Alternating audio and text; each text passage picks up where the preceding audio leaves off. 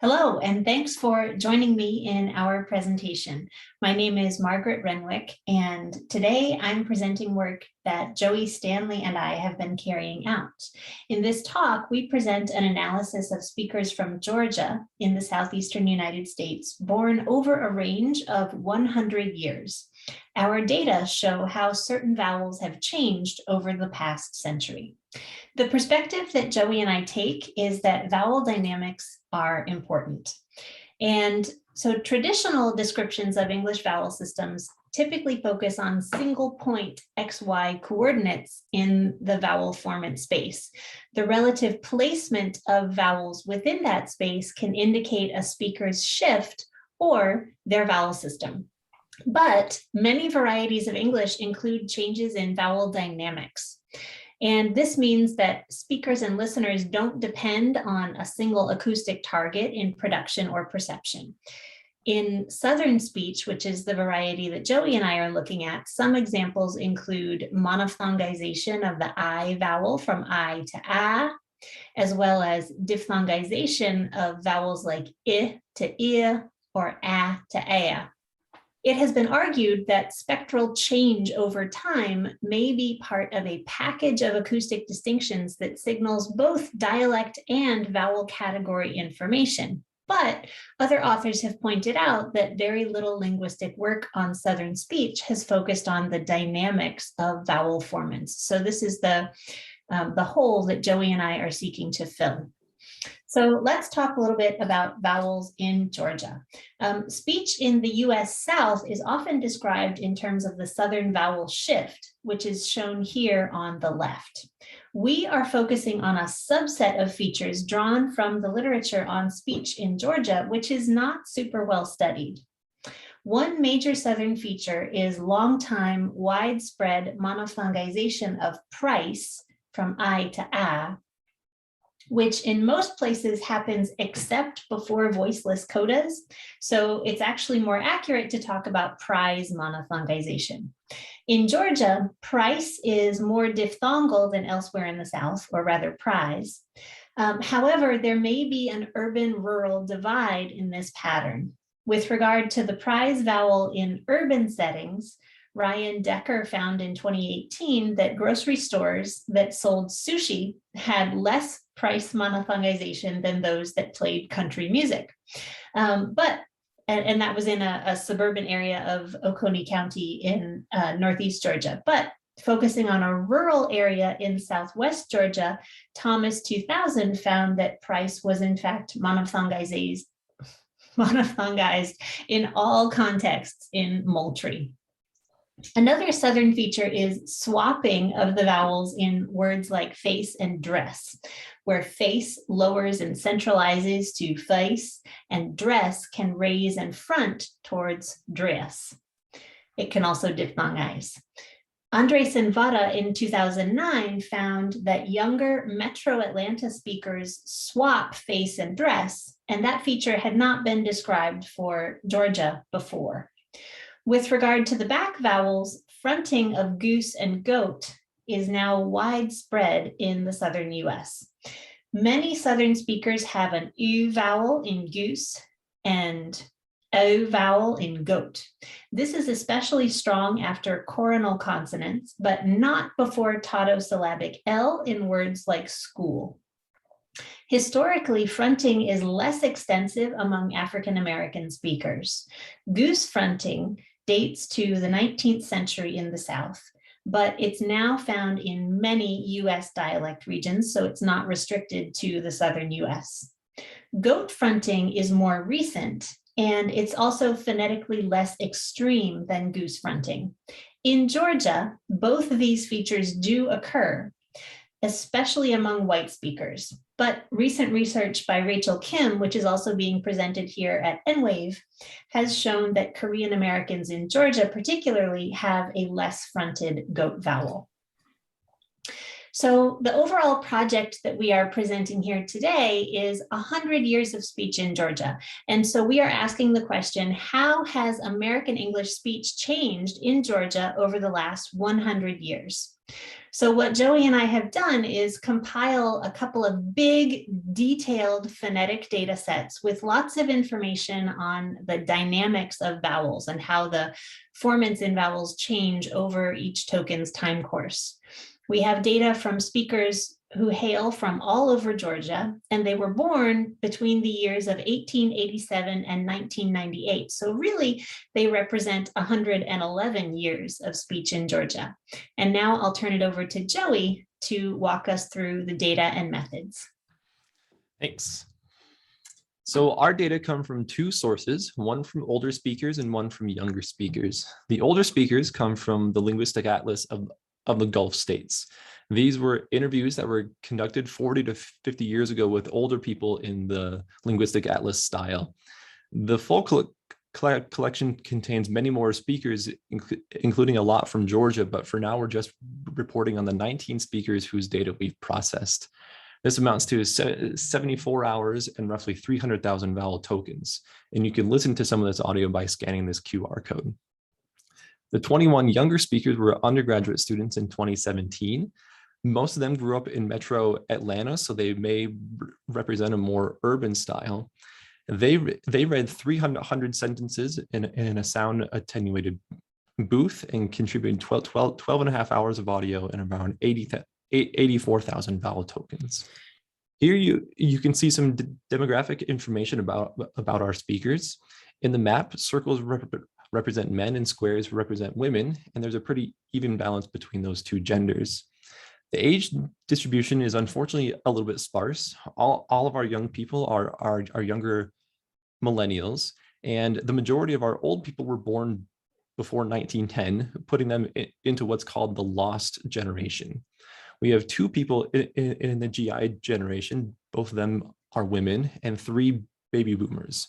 So far, we don't have anybody from the silent generation or Gen X, though we're continuing to process more data to fill in those gaps. As far as ethnicity goes, for the older speakers, we're unfortunately limited by the original coding that the field workers provided, which was Black versus non-Black.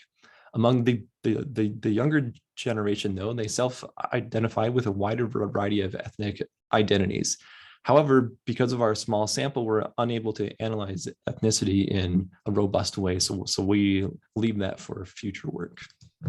As far as how we process this data, we use pretty typical techniques for the most part, which you can see in this summarized slide. The audio was transcribed manually, and we used in-house installations of MFA and FAVE for forced alignment and formant extraction. We excluded vowels and stop words in pre-rhotic, pre-lateral, and pre-liquid position, and vowels in non-primary lexical stress. We finally transformed these raw format measurements into barks so that F1 and F2 were on the same scale. And we did this because it made this statistical modeling easier. As far as how the statistical modeling goes, we used generalized additive mixed effects models, which we feel are ideally suited for analyzing vowel format trajectories. We fit 5 models, one on each of the allophones of price, goose, and goat, and then one on each of the face and dress vowels. These 5 models were fit to formant measurements taken at 5 points along each vowel's duration. And we did all this in R with the various packages shown here with visualizations done in ggplot2. For transparency, here's the code that we use for the model specification with some of our interpretation. The dependent variable was the bark transformed raw measurements, and this included all the measurements for all speakers for both F1 and F2 for all allophones in each model.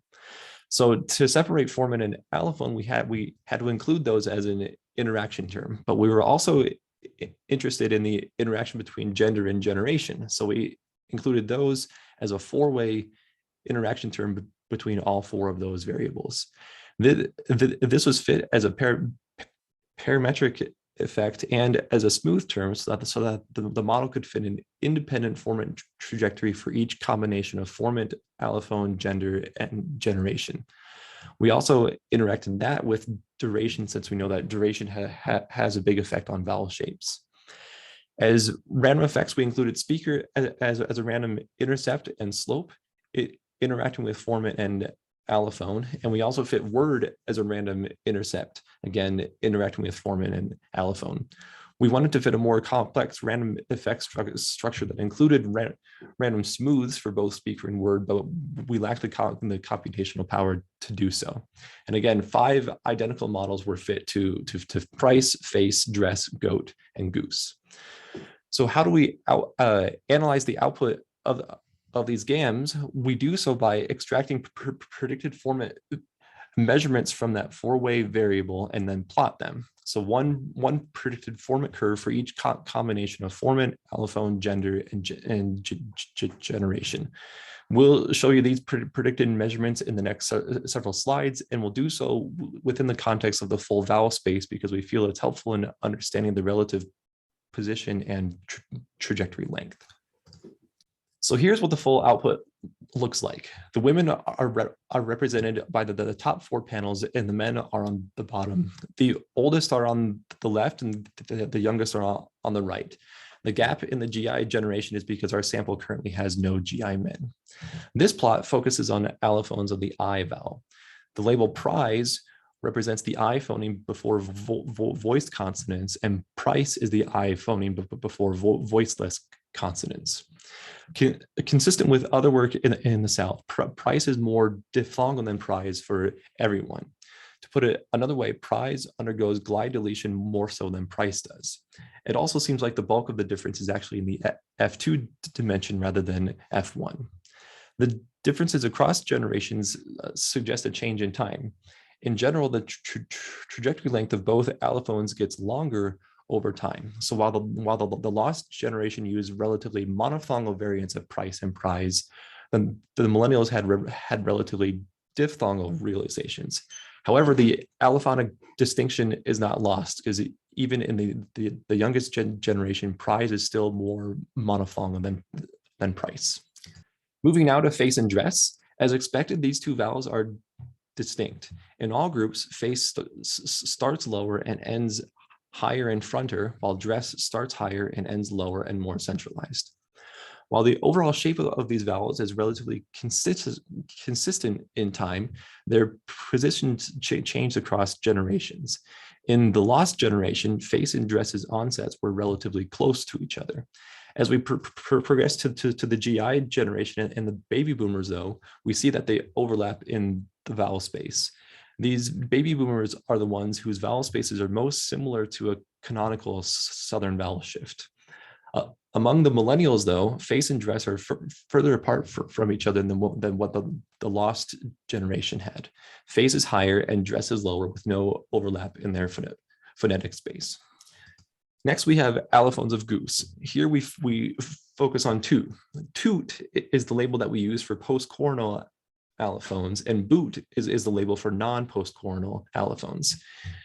As expected, toot is more fronted than boot, meaning it had a higher F2, though the difference between them varied by generation. And in line with previous descriptions of goose in the South, the onset is fronter than the offset. There were differences between generations, though. The oldest speakers had a relatively short, more monophthongal trajectory for these vowels, while the boomers and the millennials had a longer, more diphthongal trajectory. This suggests some amount of diphthongization has occurred in the past century. Finally, here are the results for the model that was fit to the allophones of goat. Like the previous model, we have post-coronal allophones, which we label as tote, and non-post-coronal allophones, which we label as boat. This time, we did have enough data to model prelateral tokens, which we call pole. So those are represented in gray, though they're not really a major focus of this analysis. Again, the overall pattern for this vowel matches other phonetic descriptions of Southern speech. Tote is slightly more fronted than boat, so the allophonic difference is there, but not quite as much as what was seen with goose.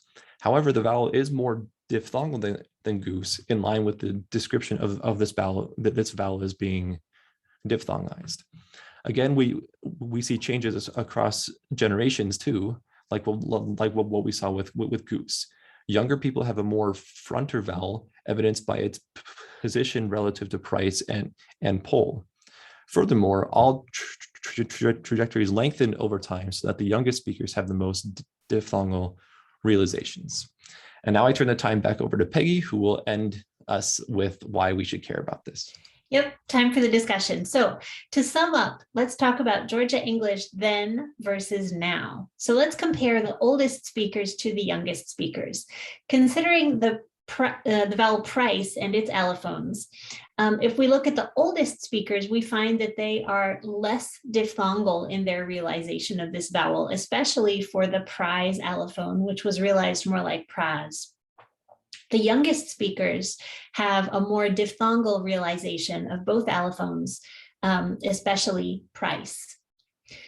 For the face dress comparison, which is important to understand descriptions of swapping, we see among the oldest speakers that these two vowels had similar onset positions, but did not overlap at all. That is, their trajectories did not cross each other in F1, F2 space.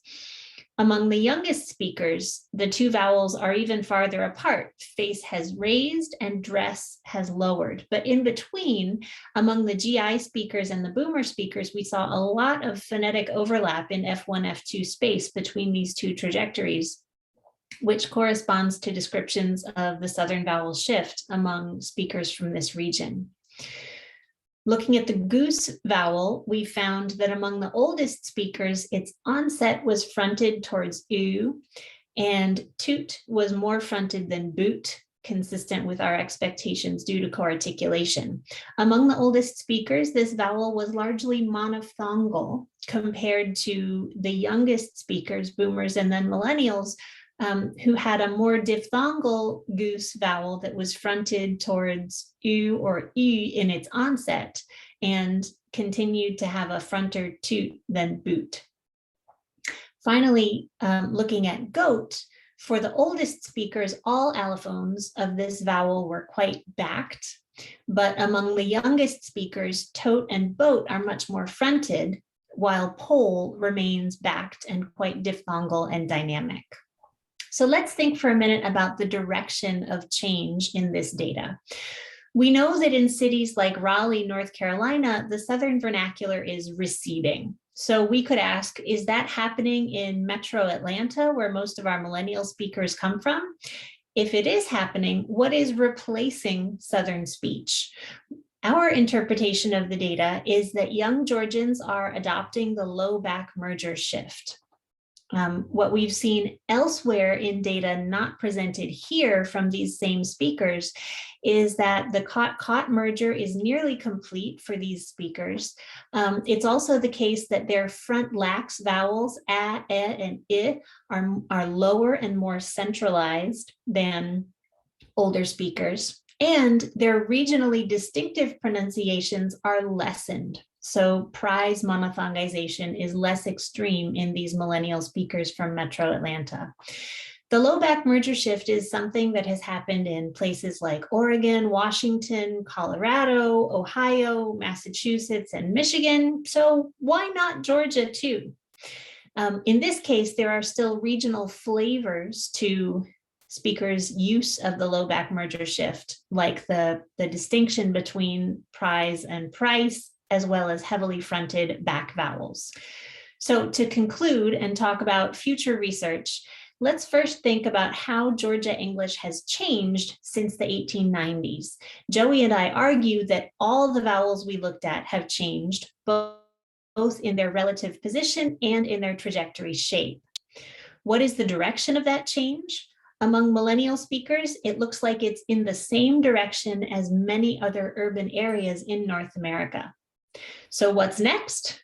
We want to collect, transcribe, and analyze more legacy data and more contemporary data for greater coverage of racial patterns, generational changes, and sub-regional patterns. And we're doing this through collaborative efforts that are underway with Lilia Glass and John Forrest. So please stay tuned for new analyses, including over 100 speakers from the state of Georgia. Thanks so much for listening. Here are some of our references. We look forward to hearing from you in our live session.